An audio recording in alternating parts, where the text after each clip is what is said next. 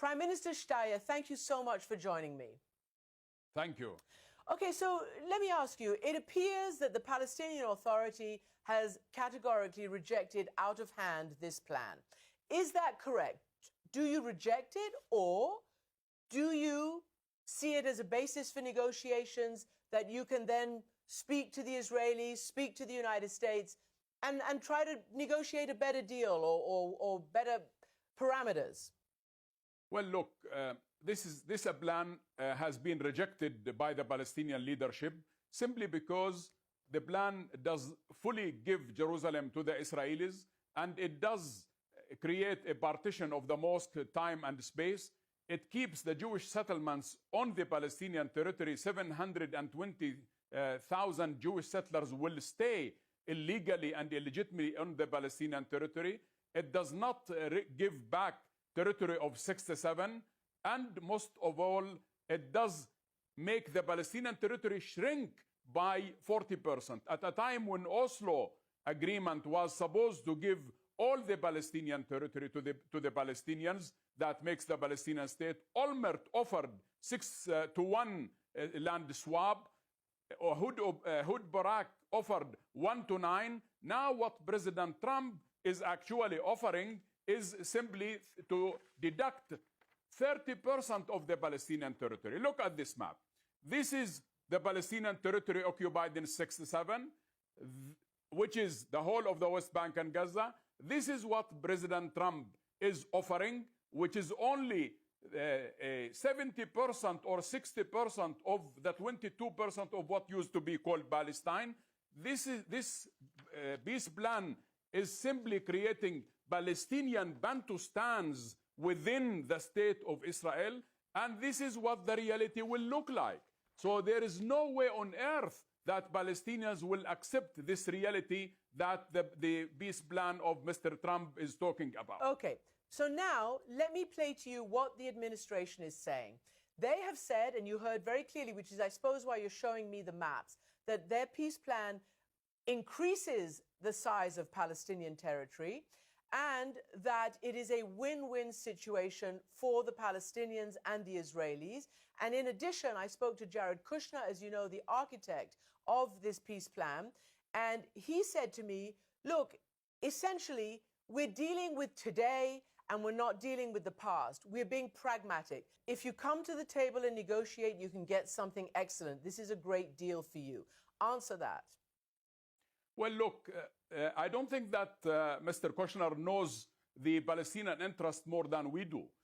This is not an opportunity. This is not a starter for negotiation. This is a maintaining the status quo and calling the status quo a state of Palestine. And that is why, imagine a situation in which all the settlements are there to stay. Palestinians will have no sovereignty. Palestinians will have no control over the passages. Palestinians will have no say whatsoever of control over natural resources. Palestinian prisoners will stay.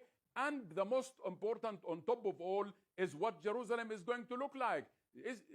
President Trump has given fully and totally the holy city of Jerusalem to be under full sovereignty of the Israelis, and not even maintaining the status quo in the mosque. He wants to break the status quo in the mosque by simply the dividing and the partition of the mosque between Jews and Muslims, time and space. We are walking backward. This is simply the Palestinian territory is shrinking with this plan, is not expanding. And therefore, please, I know this game when Secretary Abba Eban in 1968 said that the Arabs don't miss an opportunity to miss an opportunity. The Palestinians never missed a serious opportunity, and we will never miss a serious opportunity. And this does not constitute an opportunity to us at all. Okay, I hear you. The problem is I also know that your former leader, Yasser Arafat, did regret not agreeing to Ehud Barak and President Clinton. And after it was off the table, he then said he agreed with President Clinton, and by then it was too late. So what Jared Kushner and the others are saying is, we can argue over and over again about who missed what opportunity. But the fact is that they say they're being pragmatists. They also say what you just said. Israel is there, and it's not going to leave, and this is it, and take it or leave it, and why don't you come and try to get the best part of this for yourselves. Otherwise, you can't call yourself victims anymore.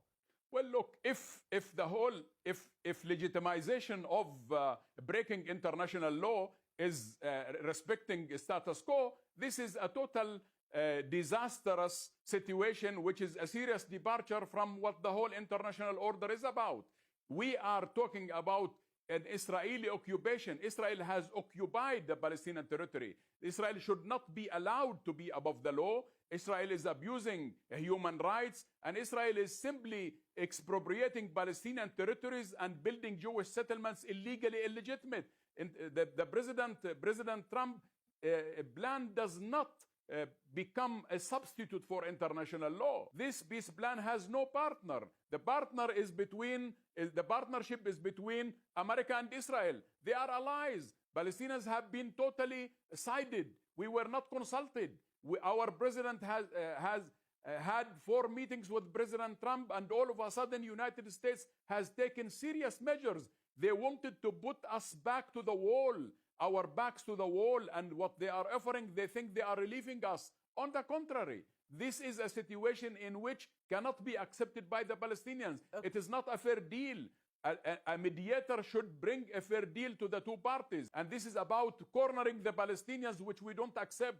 Okay, so you're talking about back to the wall cornering, and there's a literal dimension to that. I think you expected to negotiate what happens to the Jordan Valley. As you know, that is part of what the United States has agreed that Israel will retain sovereignty over, between, you know, that part of the Palestinian territory and the River Jordan. And furthermore, the Prime Minister of Israel has said that he will implement Israeli law there within a matter of days. What does that mean to you? What does that mean practically on the ground? Well, look, first of all, United States cannot give that things that she doesn't own. This is Palestinian territory. United States cannot give it to Israel, and Israel is not entitled to annex any part. I think that by all means, what is happening now is that the American administration is trying to create a new terms of reference. Yes, they are. And giving they are, and they say that openly. It's a very dangerous situation. They say that openly, Mr. Prime Minister. I played you that soundbite from Mr. Kushner. We are pragmatists. We are real estate agents. Israel, or real estate, you know, negotiators. Israel is there. This is 2020. My question to you is, what is your recourse? I know what you're saying, and I hear you loud and clear. The international community has offered some warm words to the United States. The Arab nations have offered some warm words to the United States. What are they telling you? Nobody's standing up and saying, hey, you can't do this. It's a violation of international law, as you have just said. Look, this is a violation for international law. It doesn't change the reality. It doesn't solve the conflict. The Arab ministers of foreign affairs are going to meet in Cairo on Saturday, and I am hopeful and I'm sure that there will be voice loud and clear for reaffirming their support for the Palestinian rights. The Arabs, of course, they want to see a solution for the situation. But there are certain countries who think that give this a chance. This cannot be given a chance, because from one single thing cannot be given a chance. To give Jerusalem, which is the future capital for Palestine, to give it to the Israelis, this is a no-starter.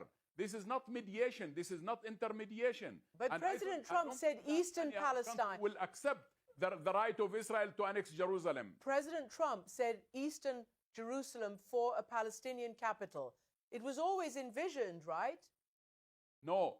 President Trump is saying that the Palestinians can choose any territory outside the borders of Jerusalem and call it Al-Quds, and they can call it their own capital. That is not what Jerusalem is. Jerusalem is not any part out of Jerusalem. Jerusalem is the old city and the vicinity of the old city and the holy basin of the old city. That is what Jerusalem for the Palestinians is. Jerusalem is the city that has been occupied in 1967. The heart of it is the church, and the heart of it is the mosque. And that is what we refer to Jerusalem. Is not choose any part of the West Bank or any part of the surrounding of Jerusalem, and then you call it Al-Quds, and then this becomes your capital. President Trump wants us to choose any part of Jerusalem on the outskirts of Jerusalem, and then we call it our capital. That is not peace. That is not what we are talking about. We are talking about Jerusalem that used to be the 6 square kilometers, the old city of Jerusalem, where the Palestinians are. It's 1 square kilometer and the surrounding. The Palestinians who are there are about 300,000 Palestinians live in the city of Jerusalem and the surroundings. All right. That is what Jerusalem for us Mr. is. Prime Minister. Now the Israelis have walled the city, and Trump is saying that you can build your capital outside the walls of the city. That is not what Jerusalem is. Mr. Prime Minister, the President said that under this plan, no Israeli and no Palestinian or no Jewish settlers and no Palestinians will be required to leave their homes.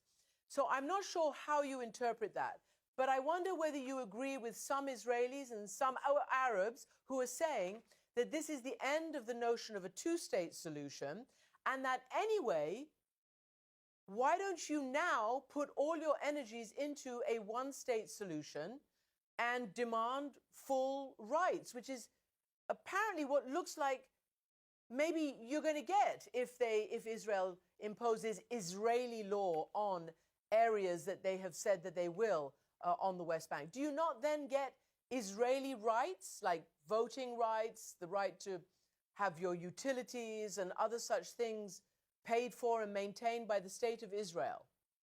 You know what the president is saying in his initiative? He is saying that he is giving legitimacy to illegal colonization program in the West Bank.